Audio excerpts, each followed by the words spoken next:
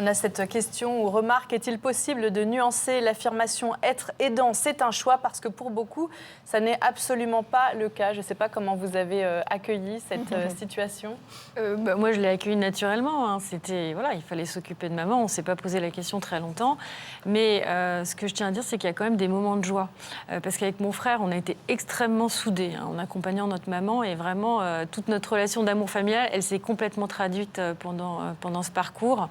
Et on a appliqué 2 solutions qui, je pense, peuvent être intéressantes, qui se complètent avec tous les dispositifs existants. C'est que nous, on s'est dit, bon voilà, il faut qu'on se concentre sur les bons moments. Il ne faut pas qu'on rate tous les instants passés en famille qu'on aurait passés s'il n'y avait pas eu la maladie. On va les passer. Et puis surtout, on a instillé pas mal de doses d'humour dans toutes les situations, même les plus tristes et même les plus difficiles. Et dans la durée, c'est ce qui nous a aidés à tenir. La deuxième chose, c'était le lien social, parce que ce qui tue plus la maladie, c'est l'isolement. Notre maman, avec sa perte d'autonomie, elle perdait ses moyens de communication.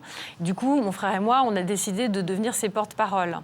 Donc très concrètement, par exemple, mon frère a mis en place une gazette par email qui s'appelait la Gazette de Marie-Odile, dans laquelle on partageait des photos, des nouvelles, tout ça sur un ton hyper humoristique, et où on encourageait les membres de la famille, les amis, à rendre des visites ou lui passer un petit coup de fil.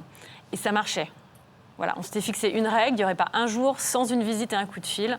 Et c'est ce qui s'est passé, en se concentrant sur ces bons moments-là. C'est ce que vous racontez sur votre blog. Cette expérience d'aidante a changé ma vie. Elle m'a rendue meilleure et même heureuse. C'est quand même formidable de pouvoir entendre des choses pareilles. Et c'est ce que vous partagez d'ailleurs. Hein. Vous avez besoin de partager ça sur votre blog avec toutes les personnes en situation de... Voilà, et pas seulement moi, en fait. L'idée du blog, c'est aussi de faire intervenir des témoignages de gens qui sont aidants ou qui sont d'anciens aidants et qui ont des astuces, des conseils, des choses positives à partager avec les autres, qui partent de leur vécu. Parce que je crois vraiment qu'entre familles, on peut s'apporter énormément de choses. Merci beaucoup, Caroline.